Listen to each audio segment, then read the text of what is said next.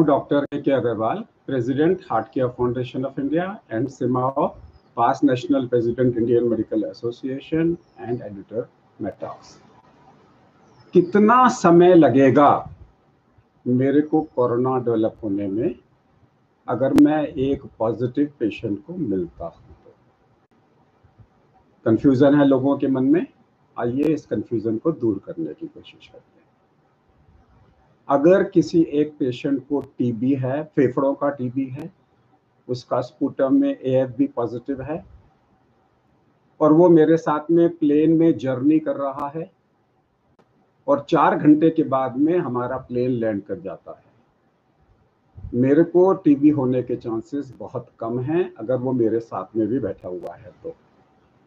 क्योंकि टीबी का exposure time मेरे को कम से कम 8 घंटे का चाहिए। यानी कि अगर मैं पूरे इंडिया में कहीं भी ट्रैवल कर रहा हूं और उस प्लेन में एक टीबी का मरीज है जिसने मास्क नहीं पहन रखा, तो भी मेरे को टीबी का खतरा नहीं है। इसे बोलते हैं हम contact time. Contact time corona के अंदर में 30 मिनट का है। कुछ लोग 10 मिनट का भी बोलते हैं, लेकिन अगर हमारा जो सिमाओ गाइडलाइंस है, confederation of medical association of Asia and Oceania, हमारी गाइडलाइंस में ये 30 मिनट्स का है।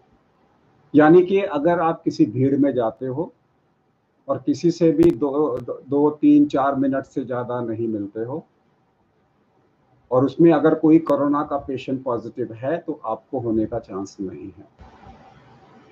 अगर आपको कोरोना पॉजिटिव है और आप 100 लोगों की भीड़ में जाते हो और किसी से भी 2 मिनट से ज़्यादा नहीं मिलते, तो हो सकता है किसी को भी वो इन्फेक्शन ना हो, अनलेस आपने सरफेस पे रख दिया और लोग उस सरफेस को टच करें। हम सिर्फ ड्रॉपलेट टू ड्रॉपलेट, यानी कि we are talking about droplet infection which is human to human transmission की बात कर रहे हैं।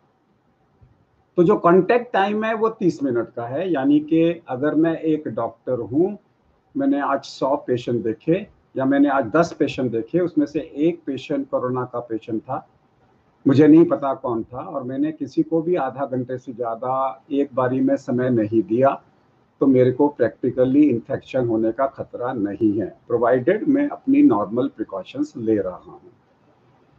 सो साइकेट्रिस्ट को अपना काउंसलिंग टाइम आधा घंटे से कम कर देना चाहिए।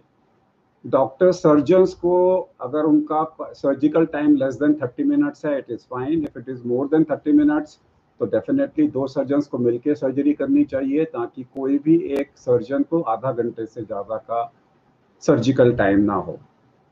अगर आप किसी रेस्टोरेंट में जा रहे हैं तो फिर आप आधा घंटे से कम का समय रखिए। आप पिक्चर हॉल जाएंगे, वो तो पॉसिबल नहीं होगा कि आधा घंटे का होगा, इसलिए पिक्चर हॉल में हमेशा आपका रिस्क रहेगा।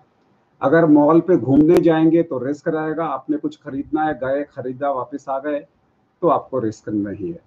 याद रखिए, जो कांटेक्ट टाइम है उसे हम 30 मिनट का बोलते हैं, लेकिन विद प्रिकॉशंस। अगर आप मॉल में, आप बेकायदा मॉल के अंदर में जा रहे हैं, आपने मास्क पहन रखा है, और मास्क पहनने के बाद में अगर आपका कांटेक्ट टाइम वहाँ पे visiting line less than 30 minutes है और आपने हैंड वॉश की पूरी फैसिलिटी की हुई है, पूरी प्रिकॉशंस ली हुई है, तो आपको इन्फेक्शन नहीं होगा। अब ट्रेन के अंदर में डेफिनेटली आपका इन्फेक्शन रेट ज़्यादा होगा, बिकॉज ट्रेन आधा घंटे में तो नहीं पहुंचाएगी। उस सिचुएशन में आपको 6 फीट का सोशल डिस्टेंसिंग करना बहुत ज़रूरी है, और साथ में आपको ग्लव्स पहन के रहना है और हैंड वॉशिंग करना है। अगर ट्रेन के अंदर में आप बाथरूम में जा रहे हो तो हर चीज़ को क्लीन करो, फिर बाथरूम का इस्तेमाल करो, तो उसमें आपका खतरा मिनिमाइज हो जाएगा, ज़ीरो नहीं होगा। कोरोना नमस्ते।